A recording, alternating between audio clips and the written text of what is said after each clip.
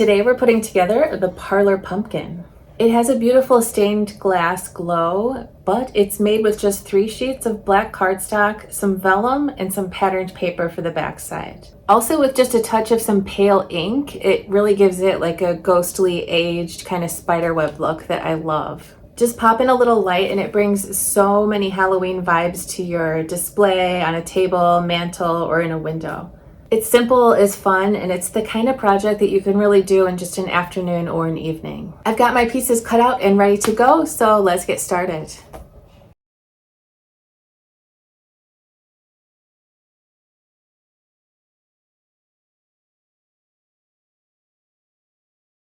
So here I have almost all of my shapes for the pumpkin, and I left the panels on the cutting mat because my paper clearly has a pattern on it.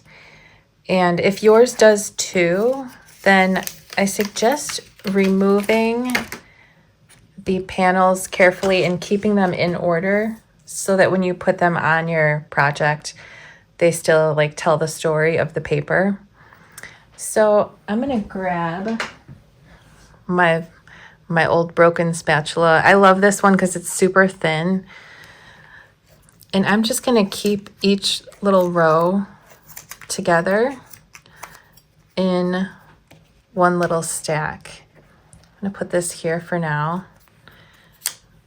And they don't have to be in a super particular order in the stack, but if you keep the stacks together, I think that's a great idea.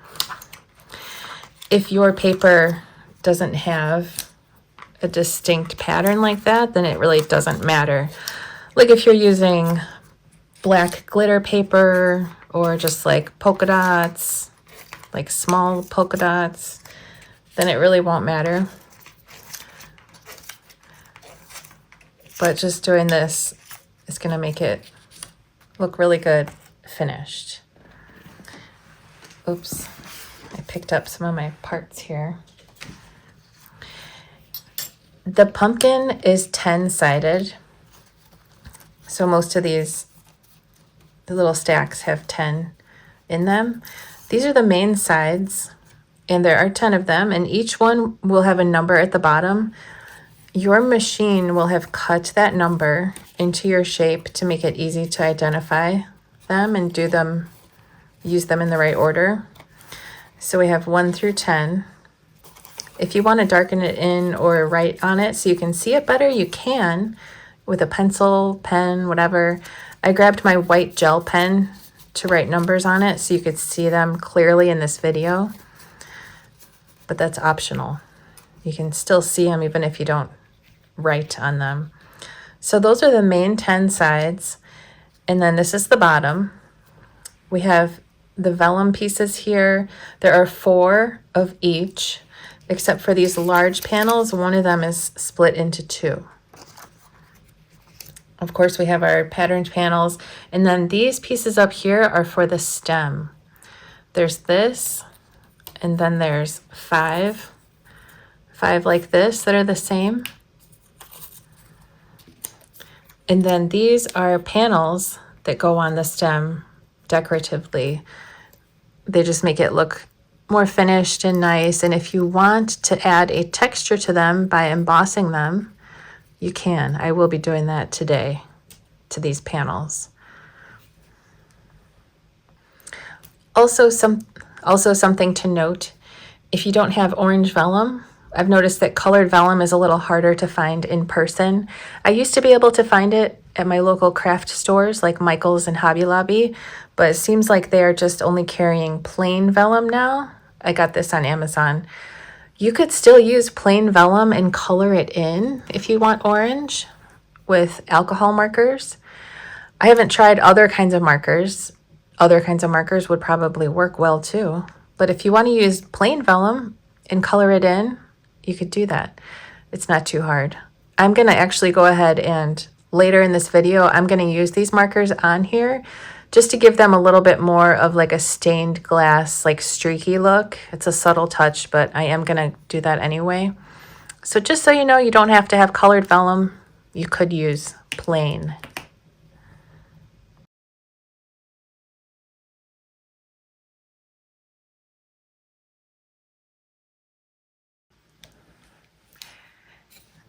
Next, if you would like to ink the edges of your patterned panels, now is a good time to do that.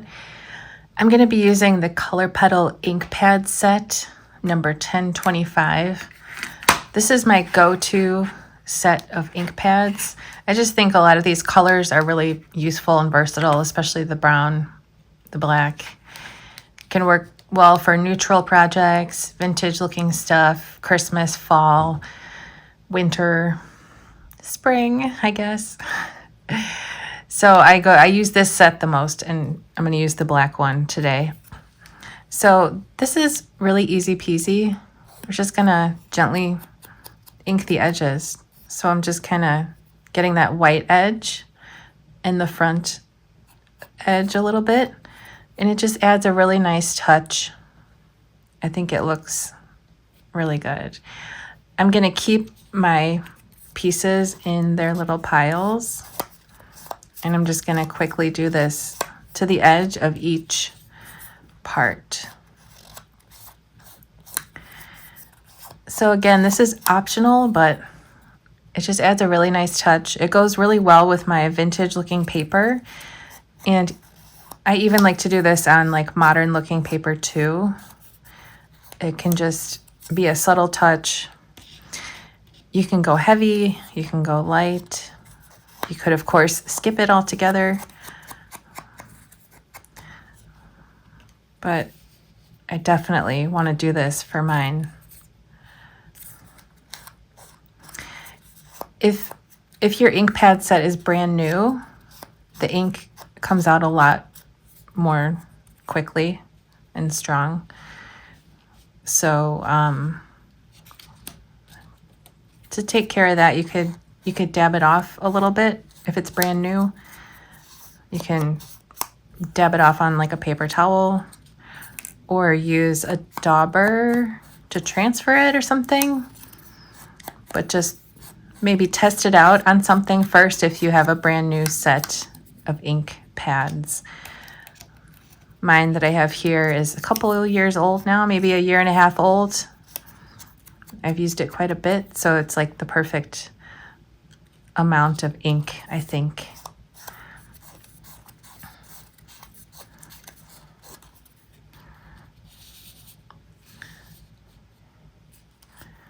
So maybe I will start with this one so I can move it over here. This is a technique that I learned back at a store called Archivers. They're no longer around, but it was a really cool scrapbooking and papercraft supply store. I used to go to the one that was in Downers Grove. I don't know if it was Downers Grove or close to Downers Grove. There's a lot of little Chicagoland suburbs that are kind of tucked together pretty close. But anyway, I know some of you are familiar with Archivers. Let me know if you have any fun memories of Archivers. That was where I discovered a lot of cool brands, cool supplies, cool tips. I took a workshop class there with my mom back in like 2008, 2007. We made Valentines, and they used to sell just little single ink pads that were square like this, and it was the perfect thing for edge inking, which we did in the workshop at Archivers. And for a long time, I just used a little brown ink pad because brown is really versatile for just adding that little kind of vintage distressed edge. So I used to just ink the edge of literally everything with just brown, which I still recommend. If there was a single ink pad out there like this that was just brown, I would totally be recommending it. But the only thing I see now are these ink pad sets. So it's not a bad thing. It can be nice to branch away from just the brown. So that's where we're at with that. Archivers was so cool though. That's where I discovered Graphic 45 and Basic Gray and My Mind's Eye They used to have really cool patterned papers. Also, gosh, what else? American Crafts. I would say Echo Park and Cartabella, but they might have not really been around yet. I don't know. But if it was cool patterned paper, they had it at Archivers. They had a huge display of American Crafts ribbon in all different colors, shapes, and sizes, organized by color. So it was just a wonderland. I don't really have any in-person, independent craft supply places like that by me anymore. How about you?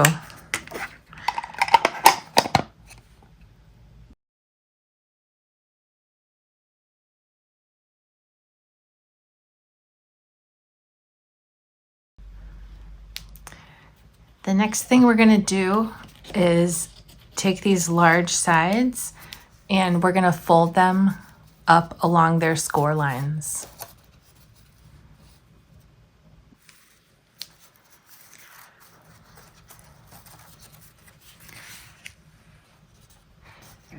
So some of these pieces have really small parts, and I normally wouldn't have such a small thing to fold or work with, but in this case, that's really what makes it look really cool and like real stained glass.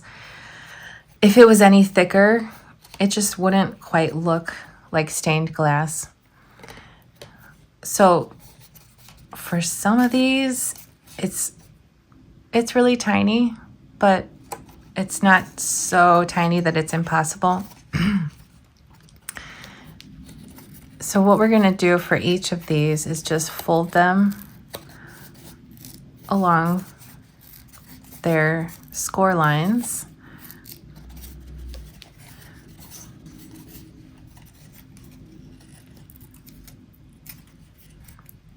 And I think the more you do it, the easier it gets on these really skinny pieces.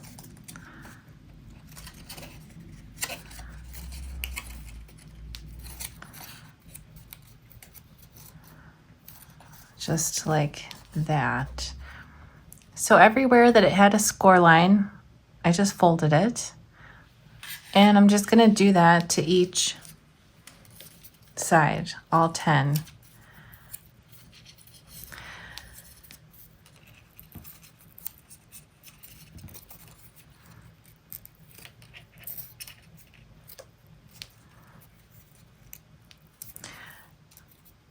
I tried to come up with a tip to make this easier. I thought maybe using the edge of a ruler behind it could make it easier, but that didn't really work out. So I think the easiest way is to just carefully fold it.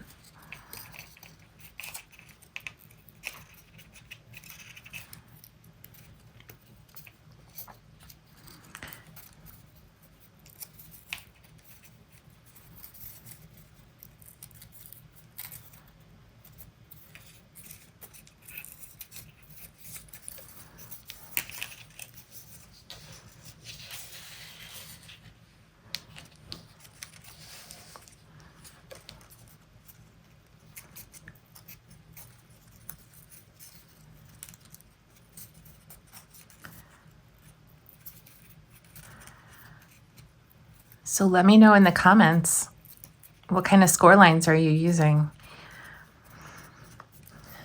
As you can see, my score lines are dashed cut lines, which is the default method for all of my projects. I personally prefer the dashed cut lines for folding. Some machines can do a solid score line, and I just haven't had the best luck with the solid score lines personally. I mean, I have and I haven't, but for now, my favorite score line type is the dashed cut lines. For a while, I liked the solid score lines with my Cricut Maker, but then I was just having a really hard time getting a deep enough score. and I went back to using the dashed cut lines, which are really easy to fold, and I don't think they're very visible in the finished project. Actually, most of my projects that you see at SVG Cuts were cut out and made using dashed cut lines for folding. That's one of the reasons that I like the solid core paper. I mean, most cardstock is solid core, meaning that the color goes all the way through it. Some cardstock out there has like a white core, and I find that it not only does it not cut that well, but then the edge can be distracting.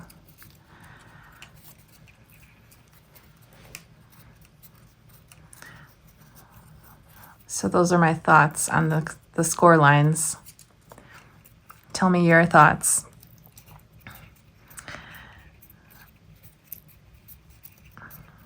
And tell me what kind of cutting machine you're using. I know some of you are using a Silhouette Cameo. Some of you like the Scan and Cut by Brother. Some of you are using the StarCraft Solo cutting machine, or the Caesar Juliet or the Caesar Romeo cutting machine. Maybe you still have a Sizzix Eclipse or Eclipse 2 cutting machine. That was my favorite for a long time, but mine just kind of died. If it hadn't died, I would still be using the Sizzix Eclipse. I really like that one a lot. For now, I'm still using my Cricut Maker. I have the original Cricut Maker from when it first came out, quite a while ago now, and it's still going strong, so I'm just still using it. I have a Silhouette Cameo, but I don't have a ton of space to have multiple cutting machines set up, so I just have my Cricut Maker. So now the rest of these 6 through 10 are they're almost identical. Number 8 has a notch in the bottom for a cord to go through for the lights that'll be going inside. But otherwise, they're identical, and they have nice large tabs. Easy peasy. When I was first designing this project, the Parlor Pumpkin, I had the whole entire thing designed like this to be stained glass all the way around. But as I was gluing it together, I realized that it was kind of hard to work with. Once you can get the face together, it's not hard.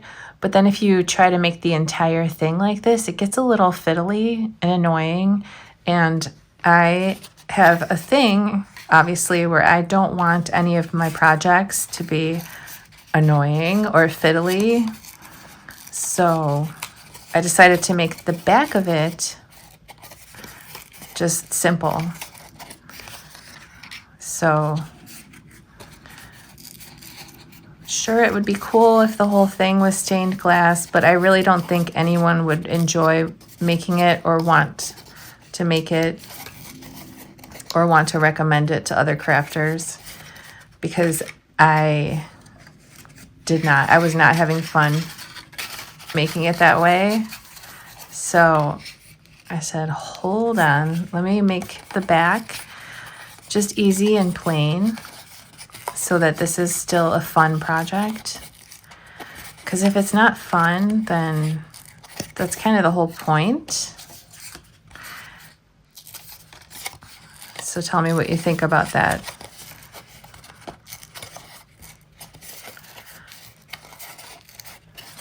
Okay, there are our sides, and this already looks so cool. I love this. And what we're gonna do next is actually grab piece number 1 here.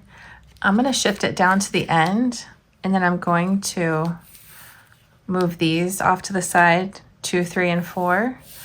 We're gonna save those for just a minute.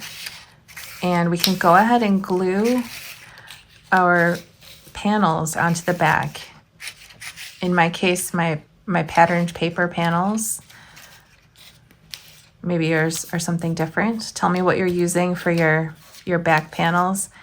And we're gonna go ahead and glue those in order onto these pieces.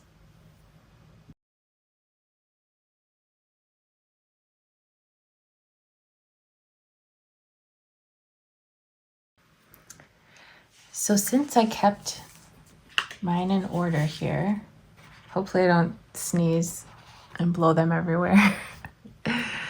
I'm gonna put them underneath their corresponding sides here.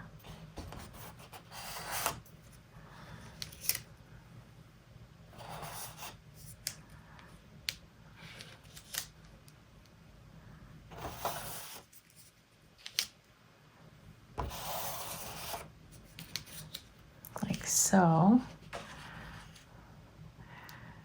And now I'm going to place them on here first, and then I'm going to glue them down. The ones that are shaped like this go on the bottom. And the ones that are shaped like this go here. So that's the only thing, is the one that's shaped like this from each stack actually goes onto its neighbor. And then this goes here. And this little gumdrop shaped one goes at the top. And they have an even border around them of black. And there's a line that goes down the center.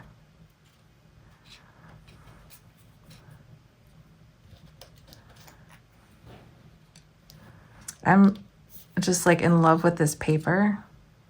It's so cool. I'm glad I saved it for my entire life to use on this. So I used to only use paper in my videos that was currently available, which meant I was constantly ordering a lot of new paper, which was fine. But I kind of just recently decided, you know what, since a lot of times you guys have to use something different anyway, or want to use something different anyway, I'm going out on a limb, and I'm just using something that's from my stash that's not even available anymore, because there are so many different kinds of pattern papers out there that are gonna look so cool for this. So if you had your heart set on the one that you see here, I'm sorry. I tried to avoid that for the last 16 years by only using brand new stuff in my videos. But I have a huge stash of all kinds of patterned papers. And if I'm making something, if I'm making a kit that has like 5 new designs in it, then I will still use a new collection of paper. But for this one-off today, I said, you know what? I'm just going to use this awesome paper by Simple Stories. The collection is called A Simple Vintage Halloween, and I want to say it's from 2017 or 2018, which to me doesn't sound like that long ago, but since it's 2025, I guess that's kind of a long time ago, technically. So there we go. I'm going to glue these down. The glue that I'm using, I normally use Scotch Quick Dry Tacky Glue, which is great. I could and should probably grab that and use it. For most, these are all really pretty large panels, so this super precision tip isn't really necessary. But this is Barely Art Precision Craft Glue, and it's great. I got it on Amazon. A lot of people said they like it a lot. And I do too. But there's a couple kinds of glue that get a lot of good reviews that I hear of, such as art glitter glue, not just for glitter, or Scotch Quick Dry Tacky Glue. They're all very similar. I've been using Scotch Quick Dry Tacky Glue pretty much exclusively for the last 16 years. But, what was my but? I think the reason I really have it as my go-to is because it's always easy to find. It works well. It's not too expensive.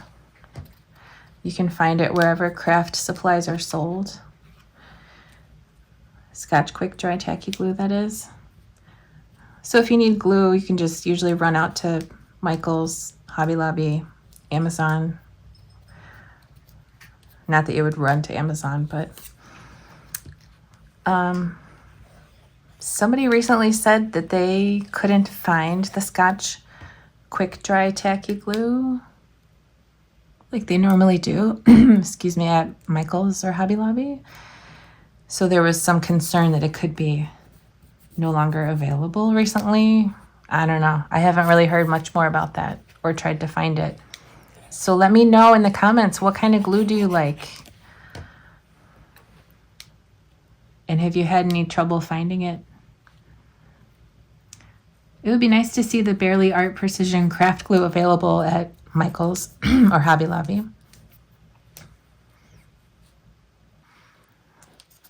I want to say I've only seen it online.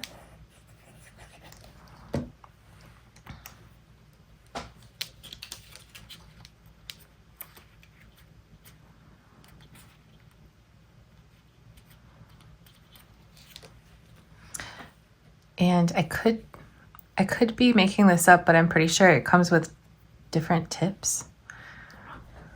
But I just like this little one. I could be wrong. I don't know. I just leave this one on.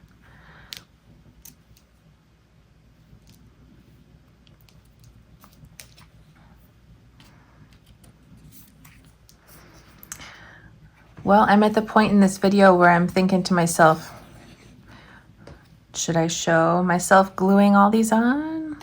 Should I skip ahead? Since I'm currently just, all by my lonesome, I don't know what kind of feedback. Well, you know what I could talk about some common questions that I see on Facebook or in emails.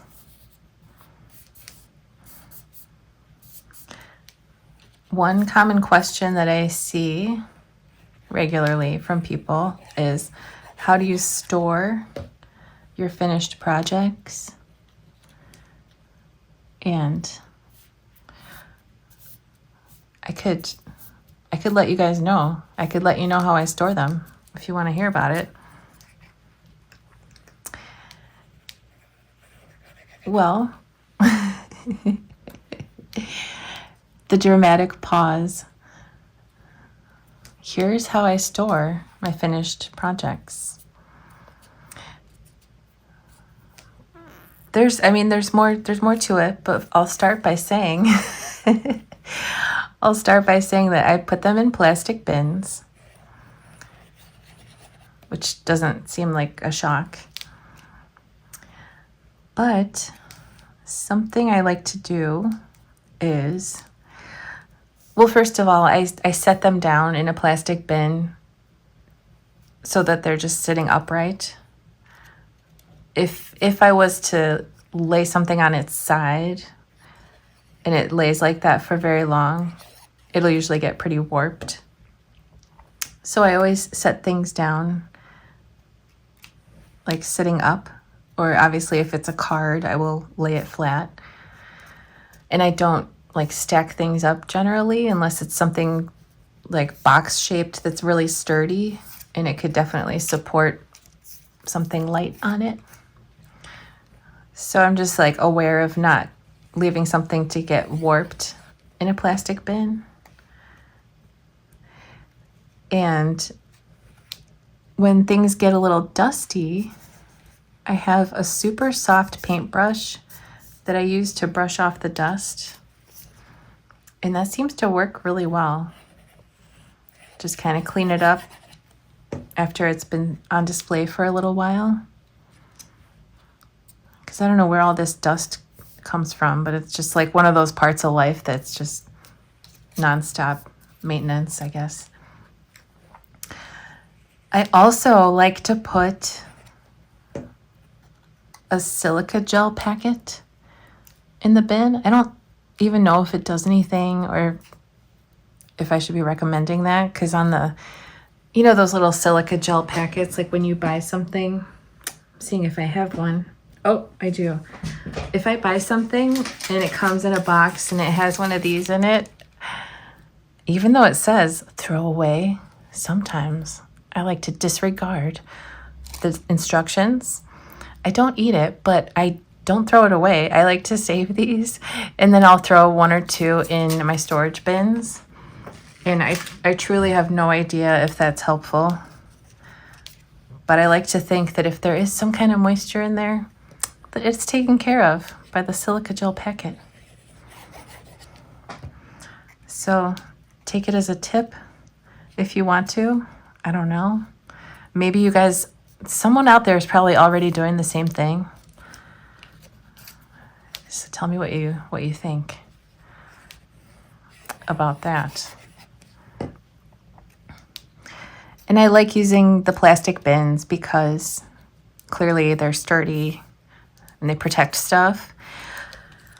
And God forbid, knock on wood, if my storage area was to somehow become flooded, ooh, I can't believe I just said that out loud, they would be protected up to a certain point. Because I do like to get them back out and put them on display and decorate my shelves and take fresh pictures and videos of some things. So essentially everything I've ever made, I do have stored in plastic bins. Just like, you know, how you would store holiday decorations, not anything earth-shattering.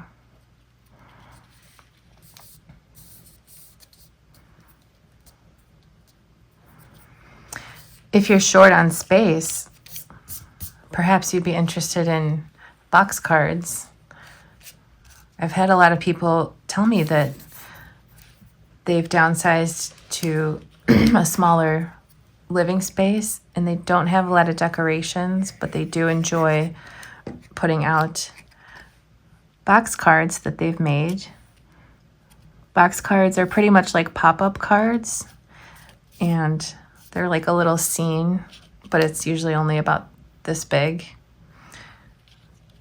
for any kind of theme or holiday or occasion. So you can make them and give them to people, and or make them and display them, or the person can display it.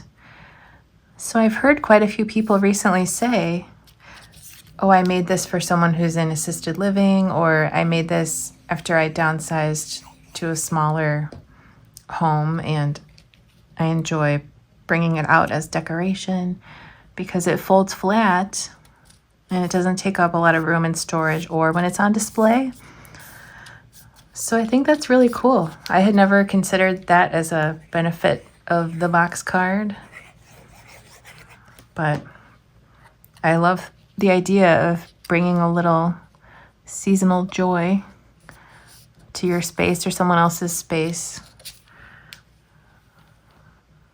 if you don't have a lot of storage or whatnot.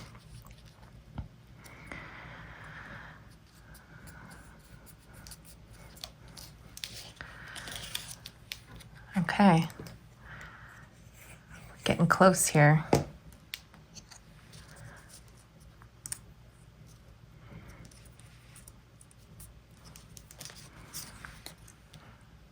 These little vintage vintage designs are so cute. Anytime I see patterned paper with vintage designs on it, I have to have it.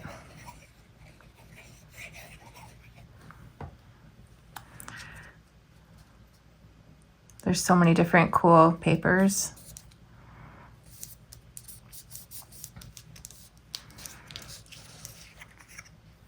It's hard not to collect them all. Okay.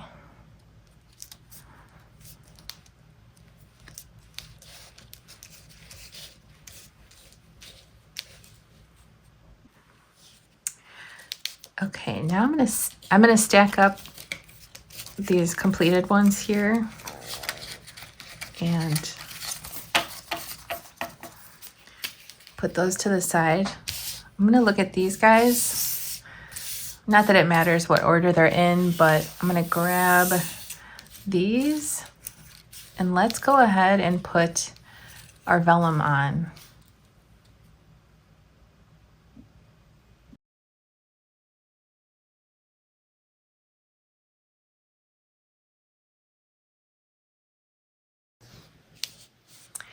So next, I'm gonna turn these over and glue some vellum onto the back side.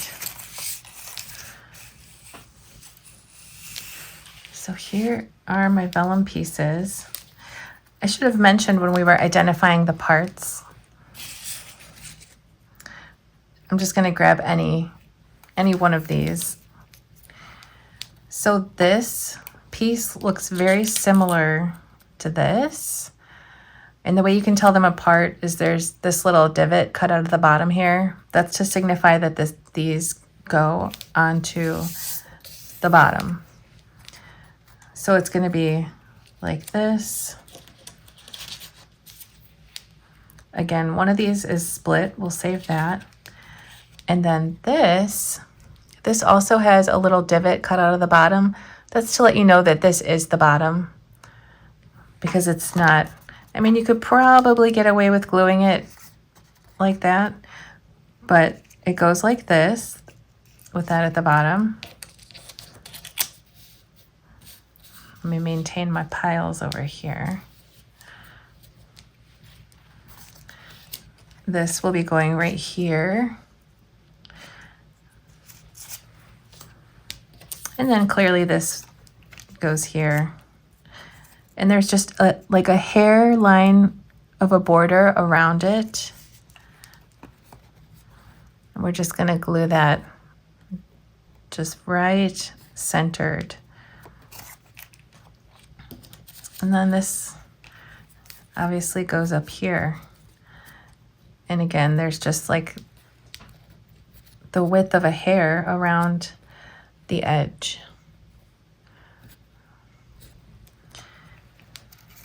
So I'm going to put my little stacks back together and just get started on gluing these together, or gluing them on.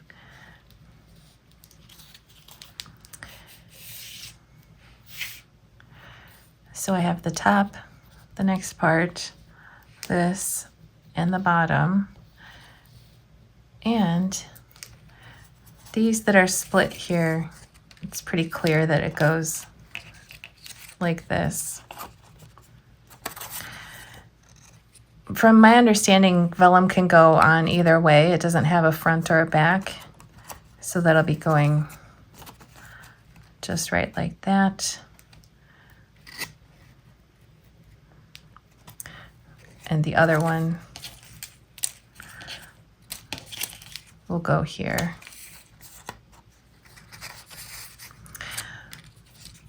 But if you are using plain vellum and you were going to be coloring it in with a marker, now would be a good time to do that. The markers that I recommend for coloring vellum are alcohol markers. I have these Copic markers that work well coloring on vellum, but I haven't tried other kinds of markers. You might be able to use Sharpies or other markers. So it really doesn't matter what order we go in, but should I start with one just for the sake of going in order? So piece number 1 here. Again, this little divot can go at the bottom, and this could technically go either way. So either one, they're the same. We'll just glue it right there. So this is where the precision tip nozzle comes in handy. Although if your glue nozzle is not so small, you can just also just do like tiny little, very small little touch dots around the edge. But one thing to keep in mind with gluing vellum is you just want just the most minimal amount of glue, because if you have more glue than you need, it tends to wrinkle up the vellum. So I'm just going to put a small amount there, and then I'll just carefully press that down. And I'm trying to spread out the glue underneath there, because again, if I don't like spread out the glue, it'll kind of wrinkle up the vellum a little bit, which is not the end of the world. But then I'll just flip it over and check to see if any of that glue is showing, and it's not, so we're good on piece number 1.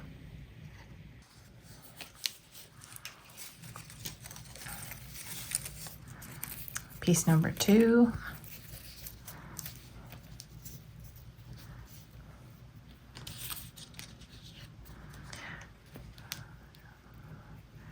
So again, I'll just do a really thin line. I'm not going to glue those center parts down. You probably could, but I just would rather not risk wrinkling up my vellum. I think the vellum will it'll be better, I think, to skip gluing the center parts down, like that line and that mouth. I mean, you certainly could, but you just run the risk of it not being nice and flat anymore on the vellum. Or I should say, you risk the vellum not being so flat. But it's fine. I'm sure it'd be fine. So I've got a little glue sticking out there, and I like to keep a straight pin handy anytime I'm gluing if I just want to clean it up a little bit. It does dry clear, so it's not crucial, but it makes me happy to just, tidy that up. And it does not matter what order you glue them on in, just glue them all down.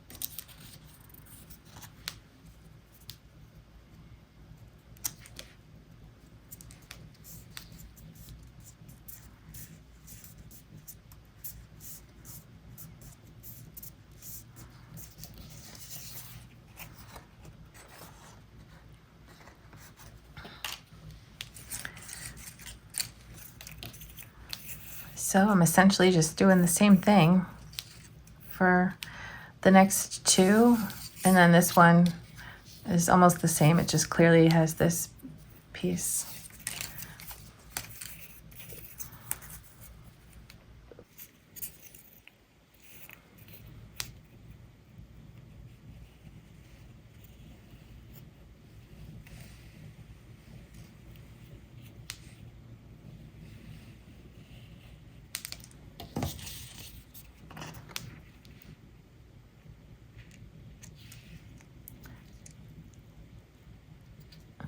I'm actually going to switch over to my regular glue to kind of demonstrate that that glue totally works for this and how I apply it. So this is my usual go-to glue, the Scotch Quick Dry Tacky Glue, Scotch Create. So the nozzle is not quite as precision as the Barely Arts, but you can still be precision with it by how you, I guess, how you squeeze it, kind of, and like squeezing it and dabbing it in a certain method, I think, makes it more precise.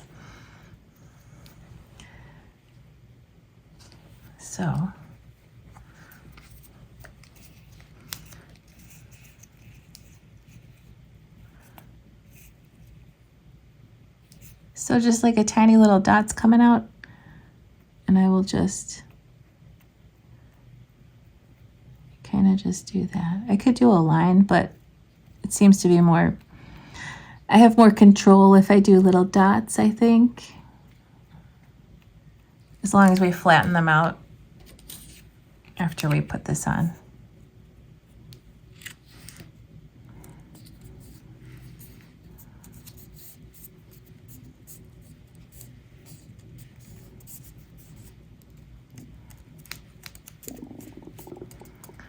Just like that.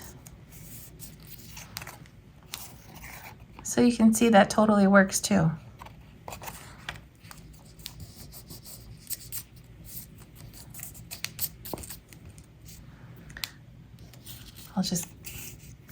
Maybe I'll just keep changing it up between the two in case you don't, if you don't want to try to go out and get a different glue to make this. I just want to show that you don't have to use the Barely Arts if you don't have your hands on it yet, or if you don't want multiple glues. I get that. If you already have the Scotch one, or that's the one you're going to go grab, it works.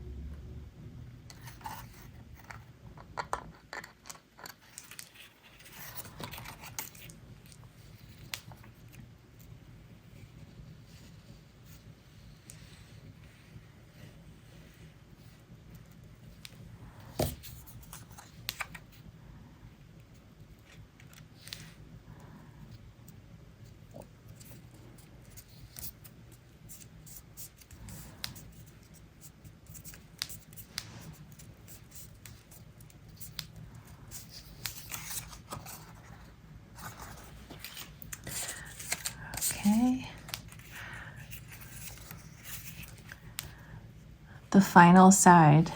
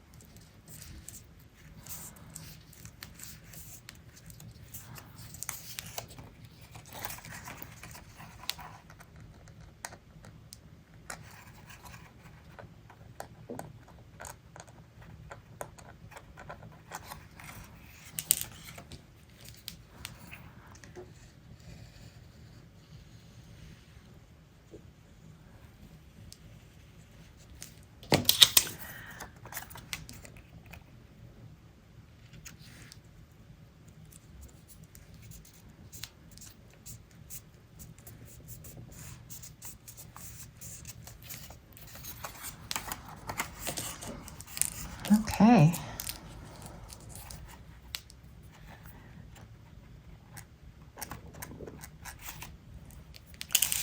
So there's our sides looking so good, our face sides. So this next step is optional, but I'm gonna do it. It's a really, really subtle touch, but if you grab an orange marker, alcohol marker, or maybe regular, I haven't tried other kinds, but I have this Copic marker. It's YR07, cadmium orange. Just any kind of orange is gonna be fine. But what I'm gonna do is just like streaks,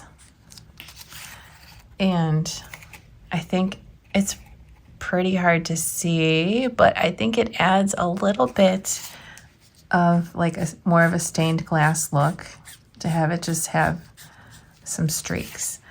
And I'm leaving a little space in there.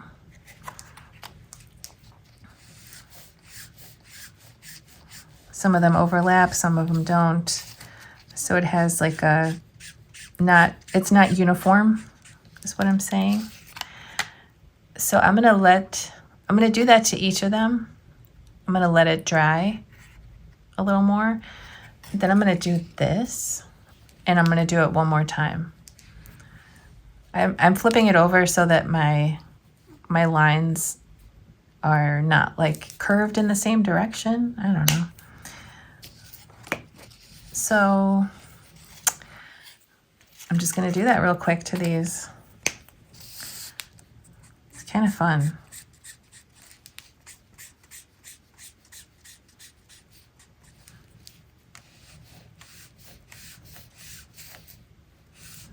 You could skip this part. I don't know how much you can really see it in the finished project, but I think you can kind of see it. It looks even more authentic and spooky, like something you would really find in a spooky parlor. Like spooky, but not too spooky. Spooky, like maybe someone has been making some good soup or something, but not like actually scary. That's my kind of Halloween. Like maybe an old movie that's like kind of eerie, but not actually scary. Some soup, some ambient lighting, and call it a day and go to bed at a decent time.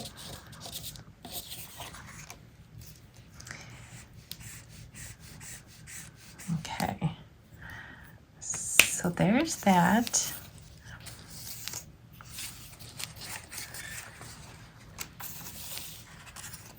I'm gonna flip that around and do it again. So you can you can see the streaks a little bit more that way.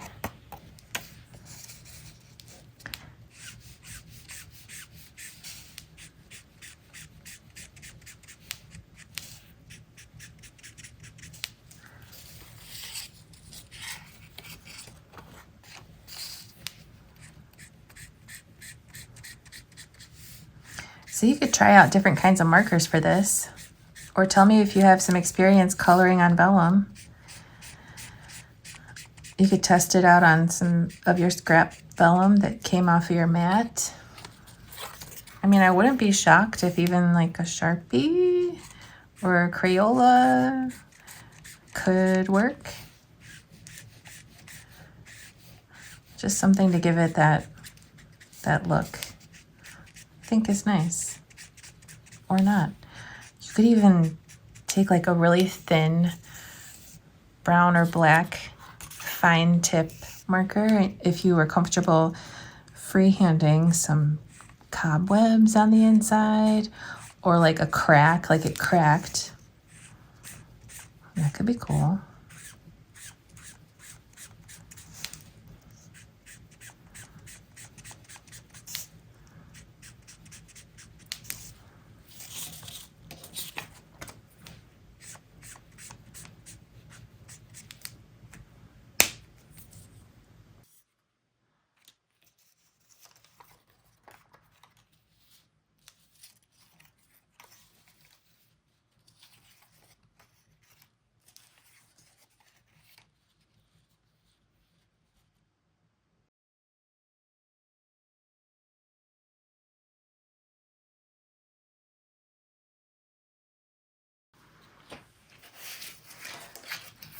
Now we're ready to start gluing these together side to side. I'll go ahead and start with number 1.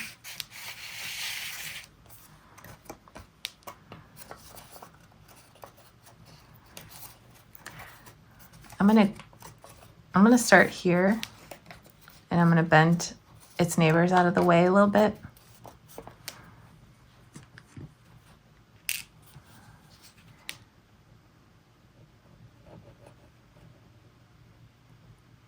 Oopsies.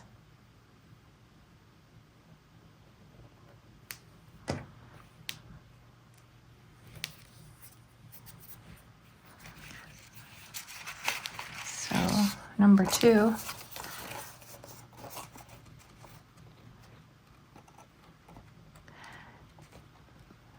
I'm lining up that straight edge in the corners and just getting it right into place. Just like that.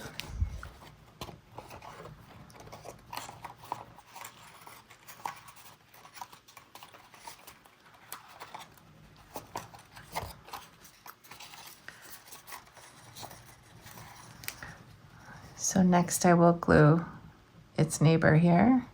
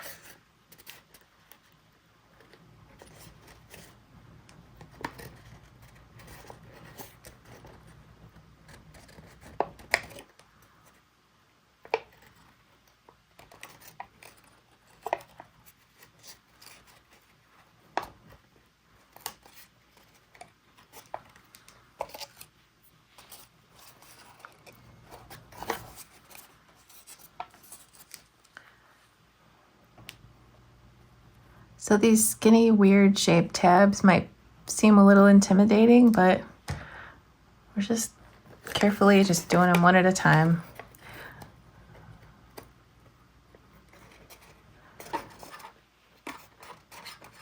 If you get a little glue on your vellum, I don't think it's a big deal. It would honestly make it look more distressed. I mean that too.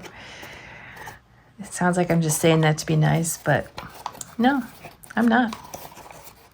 I'm saying that because I mean it.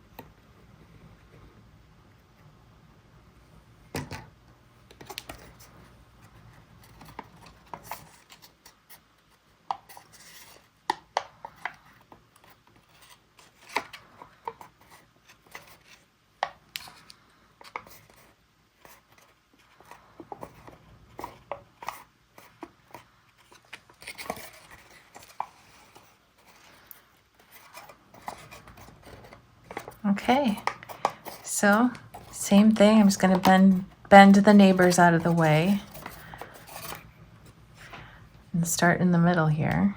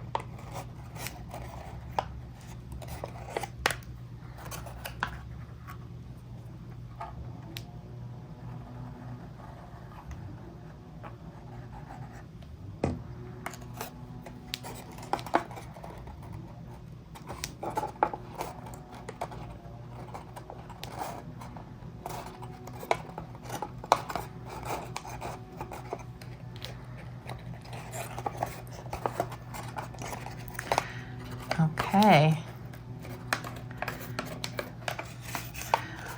Moving along here.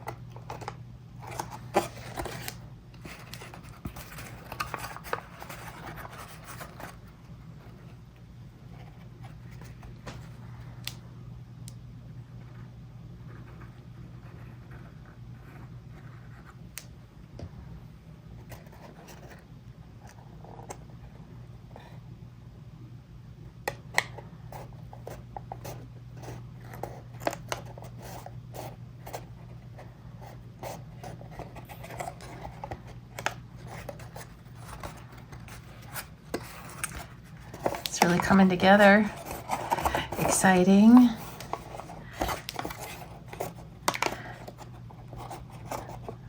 And once we move on to the non-vellum parts, I think it gets even easier.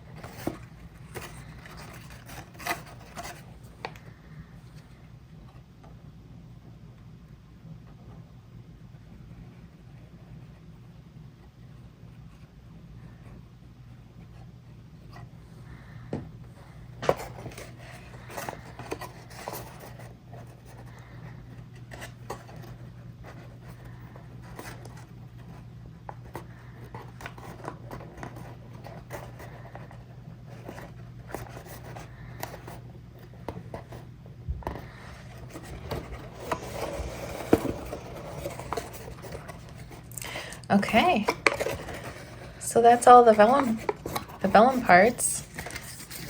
Now we've got an easier time here.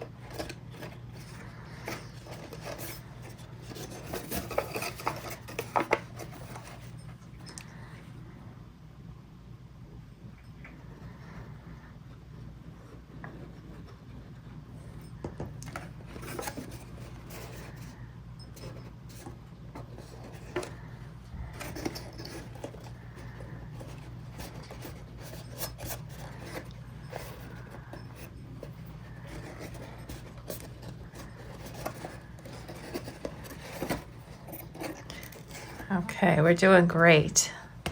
You're doing great. I know you are. I'm not chit-chatting right now because I want to focus and make sure I do this right.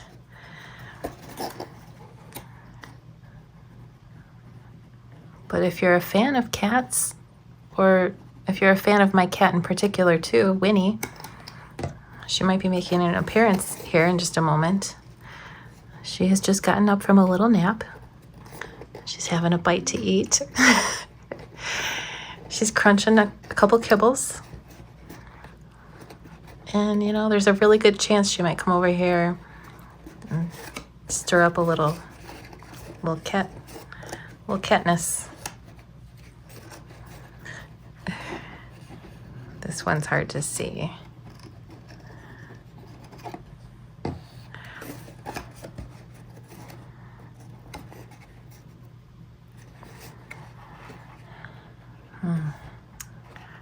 I don't know, she might be going back to nap. More nap time. Possibly some window gazing. You never know. She likes to keep it unpredictable.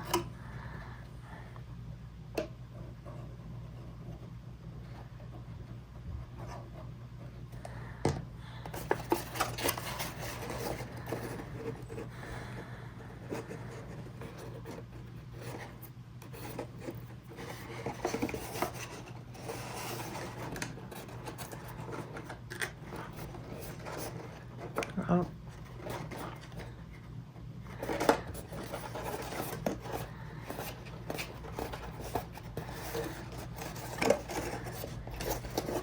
Okay.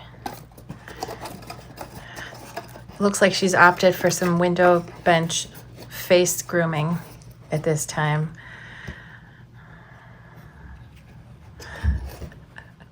She knows the word she, though. If I say she a lot, she knows. She blinks slowly and has a look on her face like, yes, me.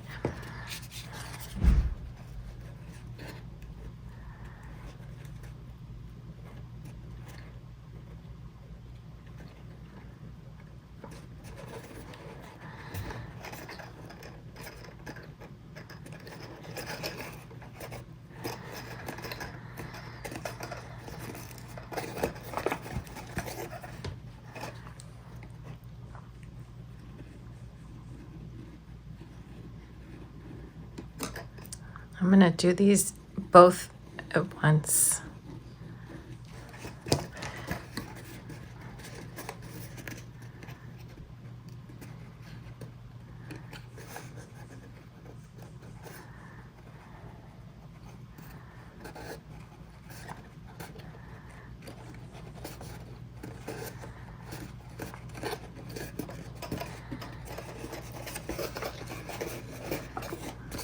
I might even do 3 at once.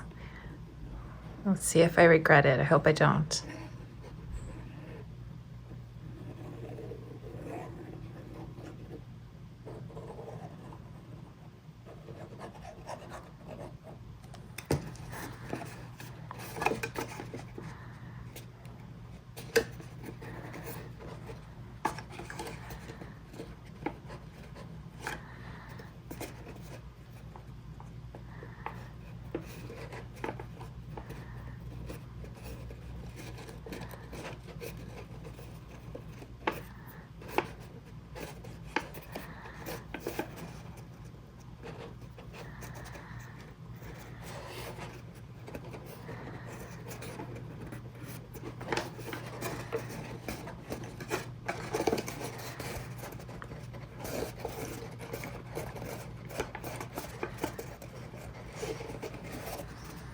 So it's starting to curl up on itself a little bit, which makes it a little more challenging, but we're almost done. Here comes the last side, side number 10.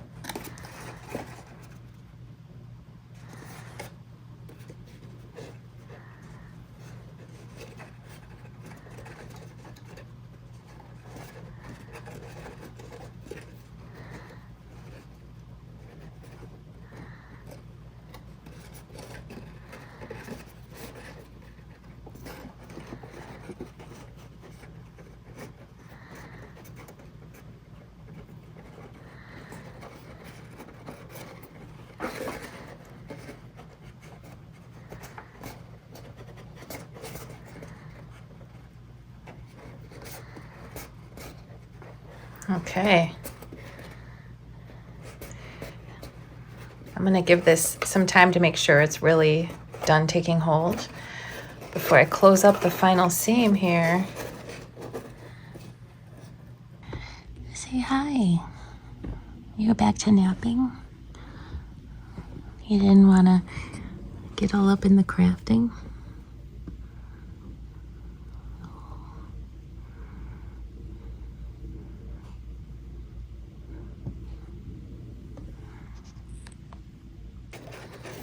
Okay.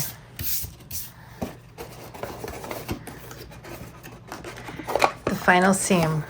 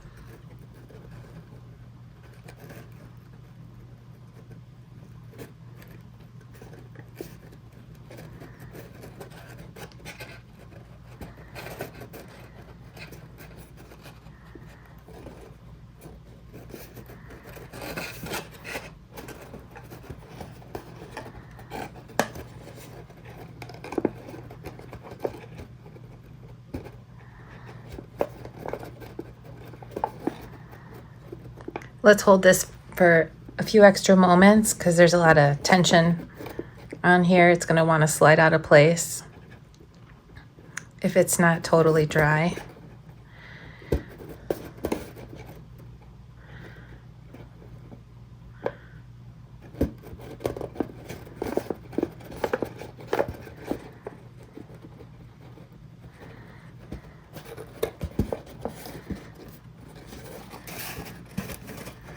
So now I'm gonna bend one tab backwards and come in from the top here. A little hard to see on video.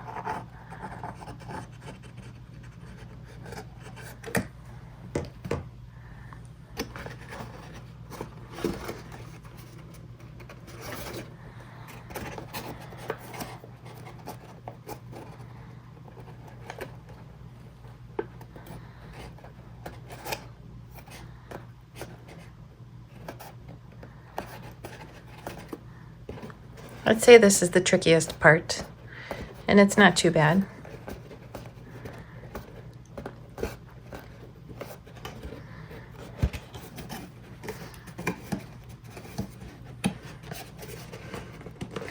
Then I'm gonna do the same thing on the next one. I'm just bending it backwards in there so I can get some glue on it. Doesn't have to be super perfect, just some glue will be great. It kind of wants to line itself up. I'm gonna lay it flat and press down, but I'm also gonna check, make sure it's doing what it's supposed to do. It is.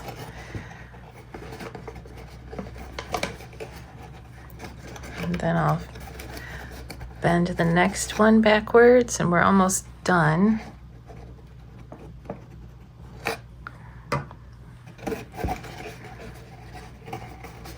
That'll just lay right into place.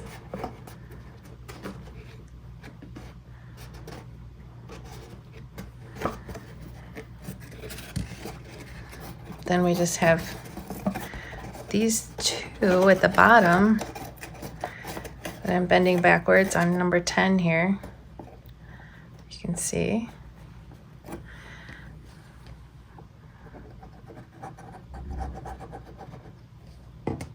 I'm going to go one at a time.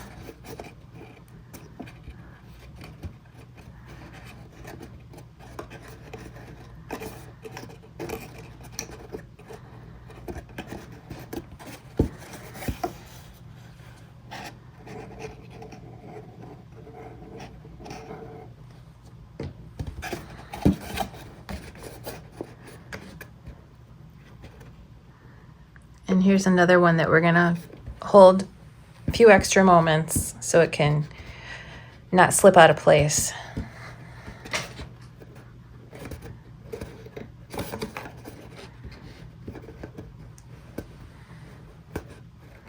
And I just love how that pattern continues around.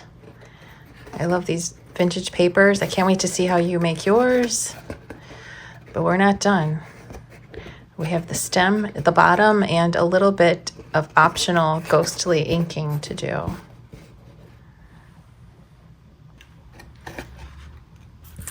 Now we have these pieces left here.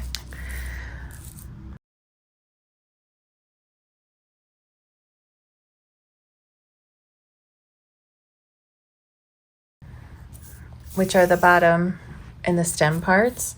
So first we're going to do the stem. But before we start to put it together, if you want to do any embossing for texture, now is the time. Even though these are tiny, they look pretty cool with some texture on them to look like a stem. So I'm going to do that. This time I decided to use this skinny embossing folder I have by Sizzix. It's called Barbed Wire. And I usually say this, but I do mean it. I think any kind of texture is going to give a really similar effect. So if you don't have this exact folder and you are doing some embossing, don't fret. It's going to be cool. Especially if it has like a vertical element to it, like stripes that are non-uniform. I think that'll really look very stem-like. So let me get out my Big Shot. Oh, so here she is in all her glory.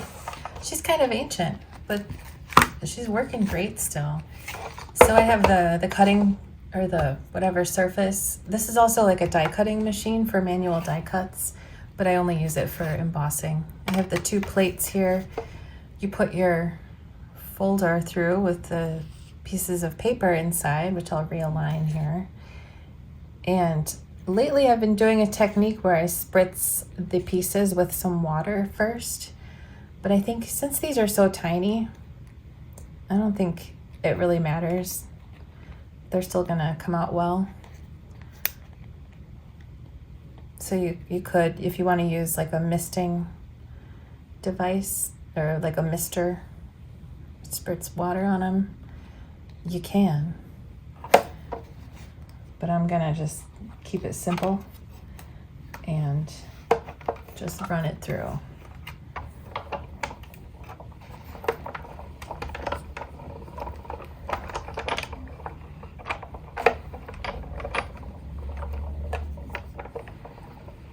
I'm currently receiving an Amazon delivery as we speak. I've been waiting for this new photography light for a while. I'm excited to try it out today on the pictures of my new project here. So each of these has a little different texture. I think it's gonna look really cool on the stem and make it look very pumpkin-y. So I'll do that to the others.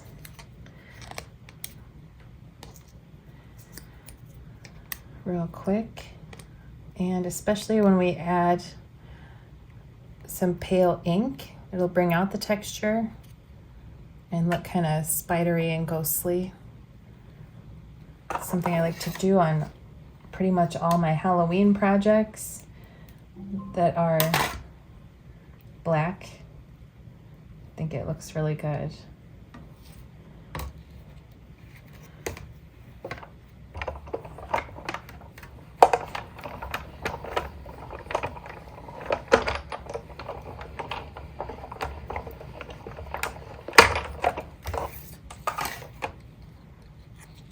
Okay.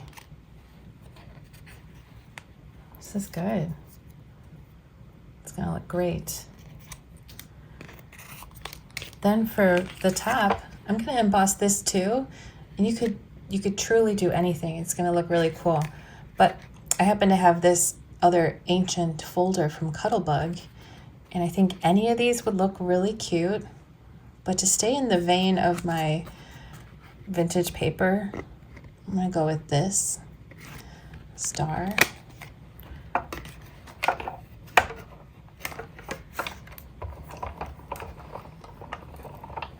So tell me if you do any embossing or if you want to. Sizzix just came out with a new Big Shot embossing machine. Also, someone on Facebook, Erin, was just saying that she has a wider surface embossing machine. That sounds handy if you're doing a lot of larger shapes, like for houses and stuff.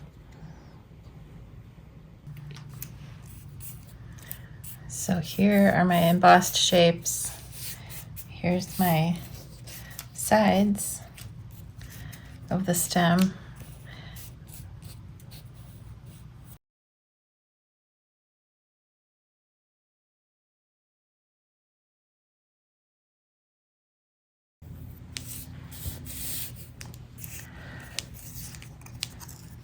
First, let's fold this up. So the bottom of each one gets folded backwards, also known as a valley fold. And so does the center, just gently.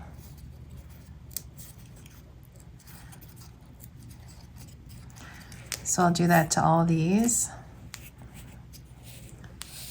They go like this. You can tell that this is the bottom because it's got a slanted tab. So we'll just valley fold each of those.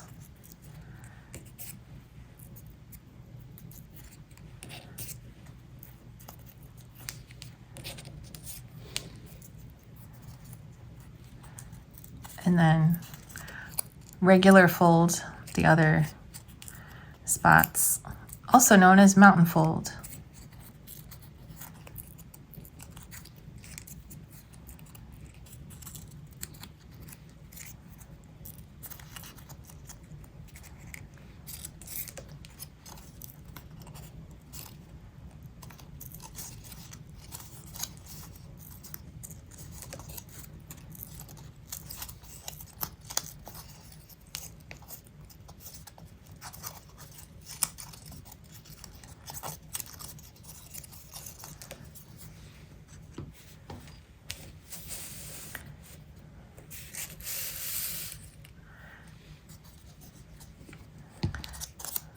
First, we can start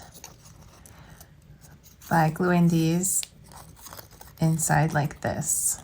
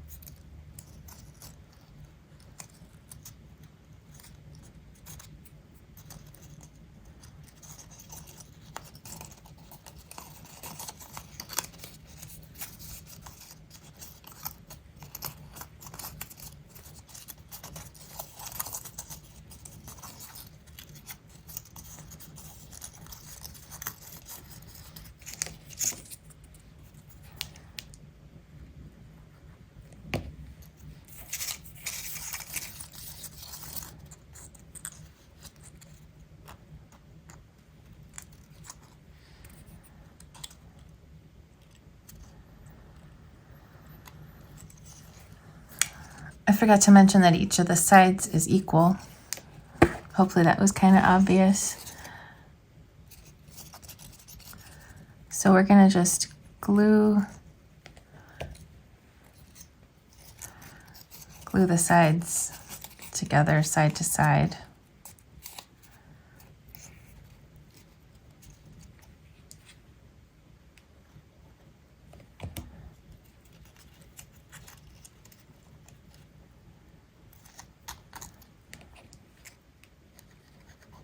And I'm not going to stress about it being super perfect, because it's still going to fit in there and it's still going to look like an awesome stem.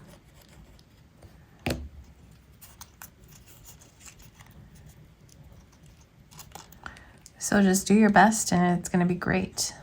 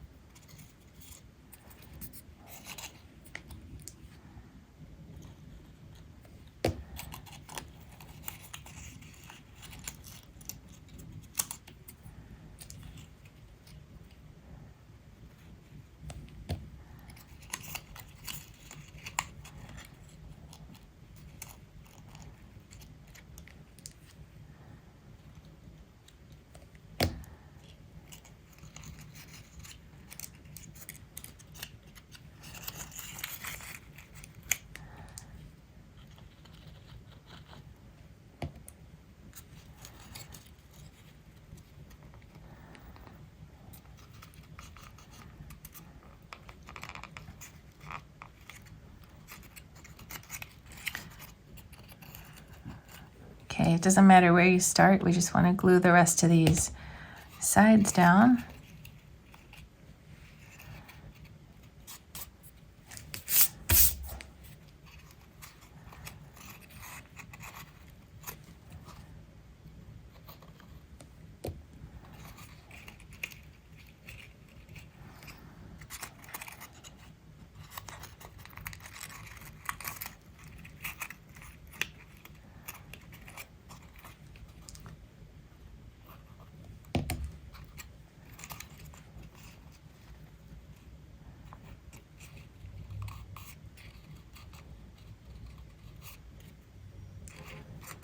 Don't even have to go in order.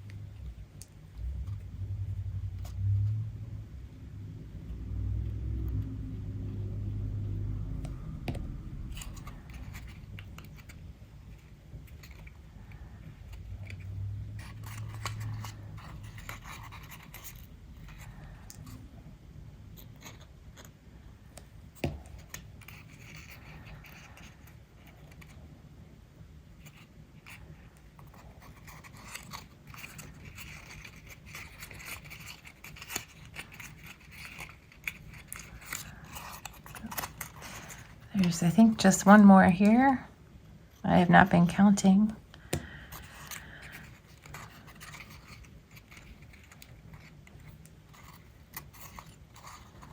Okay.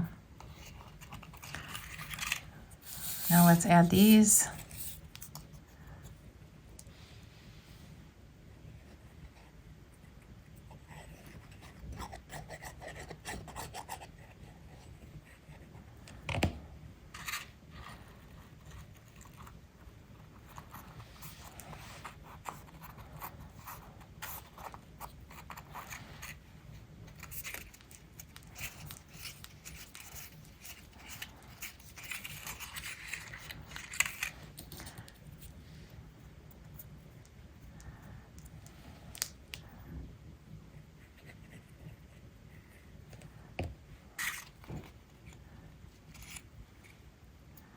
It just gets centered right on it.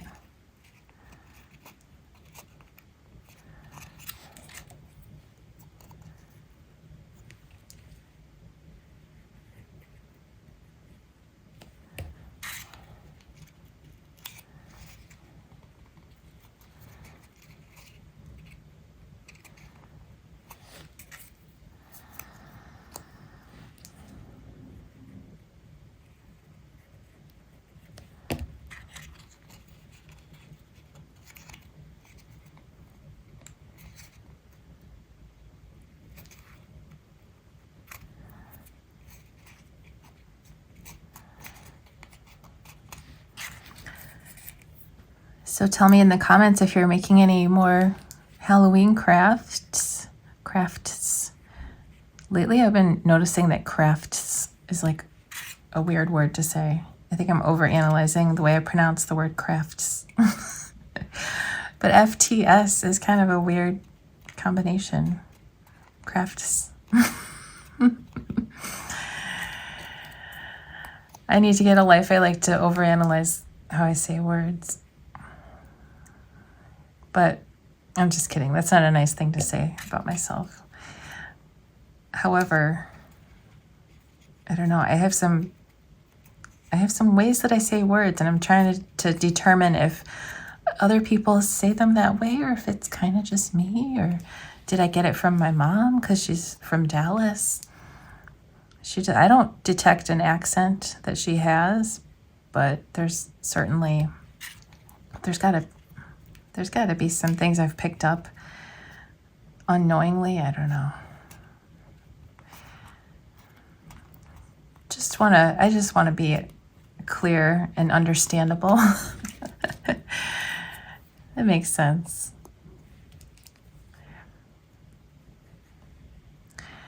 So if you're making any more Halloween crafts, tell me about it. Do you make cards, decor, little goodie bags?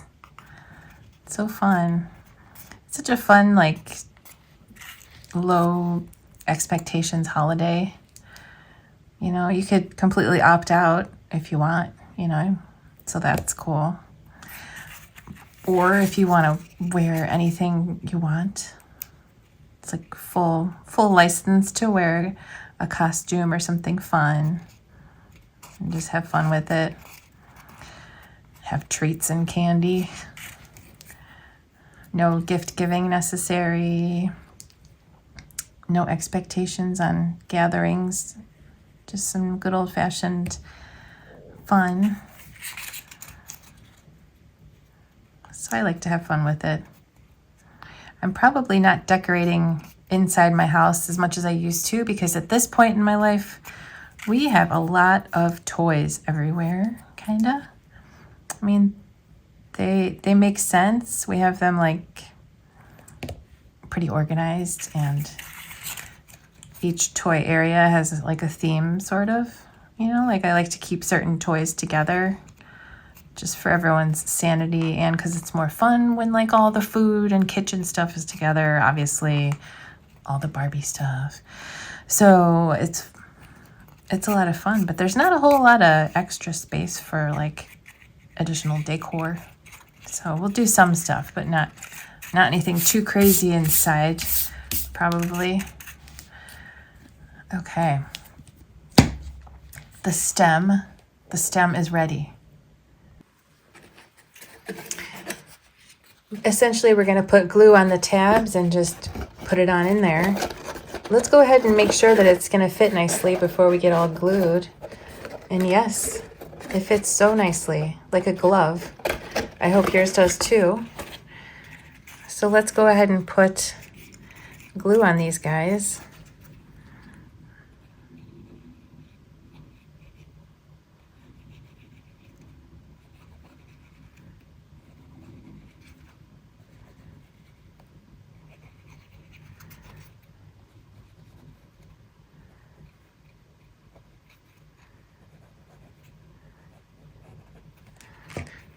And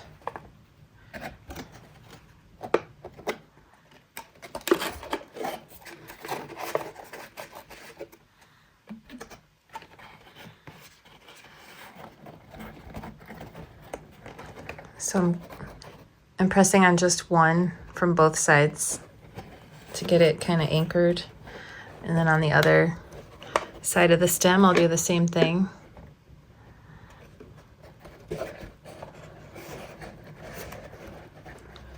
Just work your way around, pressing each tab from both the top and the inside to get them all in place and glued down.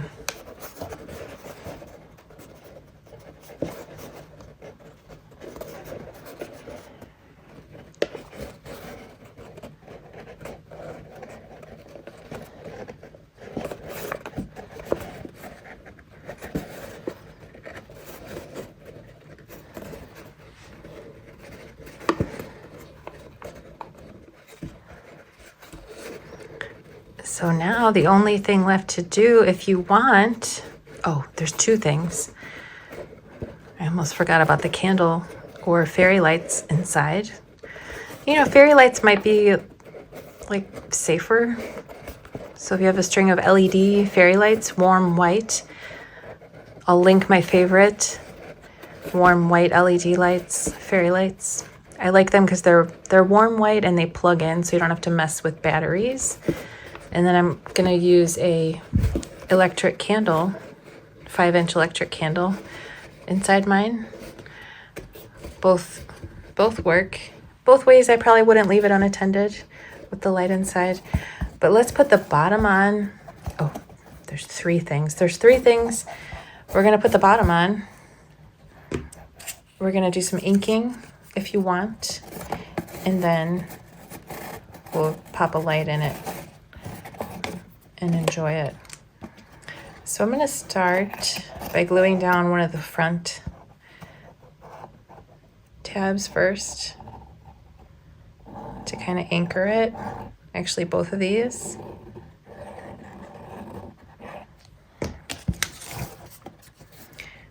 And let's make sure that that this notch here is lined up. And this is nice because you can easily reach in from the inside, from the outside to the inside. And no matter how perfectly you line this up, you get 10 gold stars if it lines up just perfectly, because for some reason it's tough. It's not tough, but it just doesn't want to necessarily line up. Once all the sides are together like they are now, and you've done a wonderful job, it's just highly unlikely that the bottom will just perfectly line up the way it's supposed to. So it's not you, it's not me, it's just what it is. But luckily we can easily access everything here.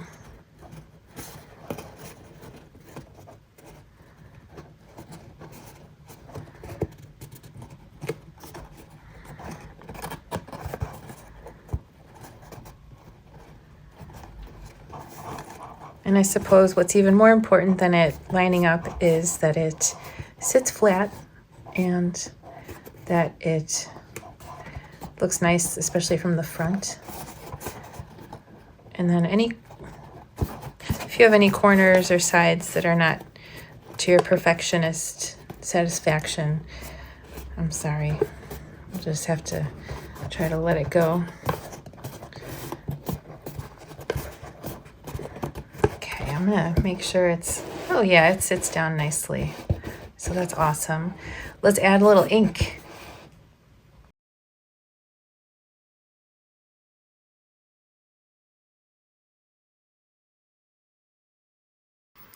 So my favorite new ink pads by Color Petal, they're great, but they don't make like a pale one that you can see on black.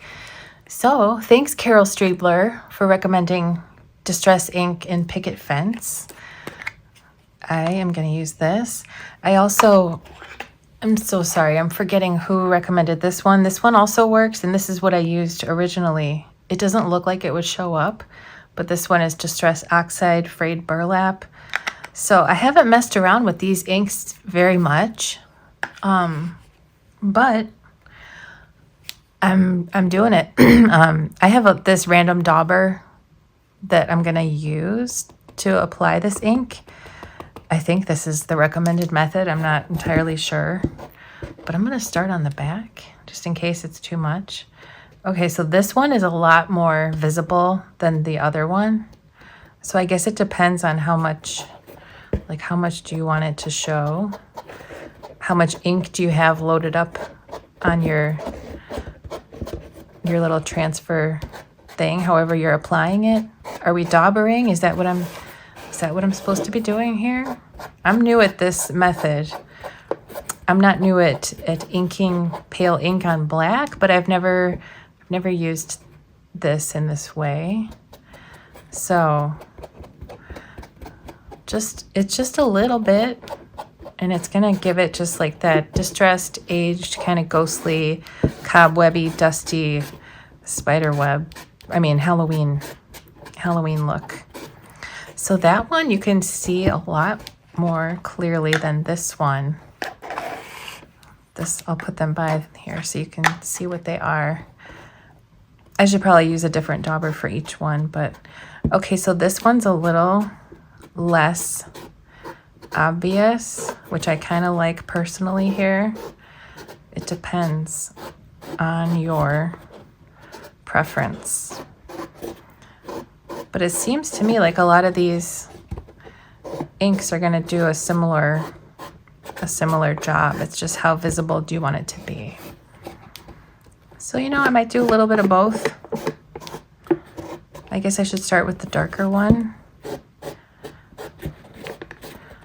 And I'll just kind of randomly, we'll see how much I want to keep adding. But it looks really cool. I like it. I think I'm kind of feeling this frayed burlap. I don't remember if it was Tracy possibly. Did you say frayed burlap? Let me know. I'm sorry that I'm forgetting, but I got the frayed burlap because someone specifically said frayed burlap. It'll come to me and I'll put it in the comments. Or Melissa, maybe? Let me know, please, if you recall. So you don't have to cover the whole thing, but just, here and there. I like this combination of inks. And once I get a little bit more, I think that I will picket fence it up a little bit here. Just slightly.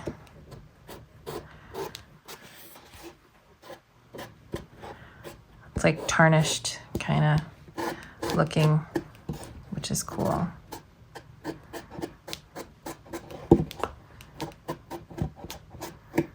I might just make this my dedicated dauber for both of these inks for when I'm doing black, Halloween black, or vintage stuff like that. So that's a nice little subtle touch, especially on the textured stem. I'm gonna get some more on the top here. That is awesome. Maybe a little here, a little on here.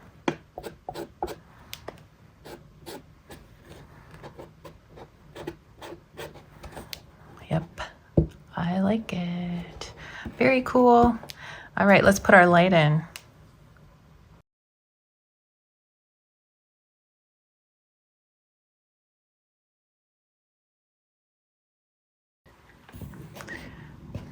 So here's my 5-inch candle lamp from Amazon. I like to use it for a lot of projects. So I'll turn it on, and the notch lines up with this. You might need to kind of tell the cord how to lay flat a little bit ish, but there is some wiggle room there, so just want you want the notch to be over the cord. It should work pretty well.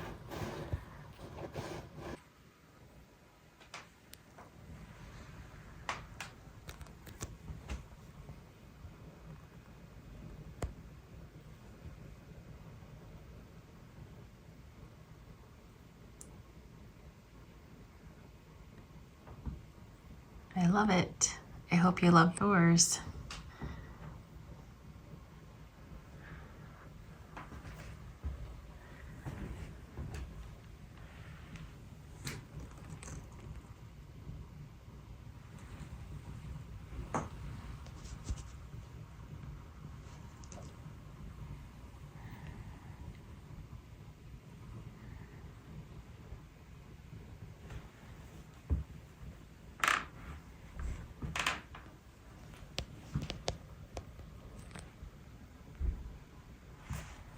And that's the Parlor Pumpkin. I hope you had a great time making it, and I hope you love seeing it as part of your Halloween decor this year. I would love to see how it turns out, so please share photos or a quick video of yours in my Facebook group called Paper Crafting with SVG Cuts. If this was fun for you, be sure to hit subscribe so you don't miss the next video. Thanks so much for crafting along with me, and happy Halloween!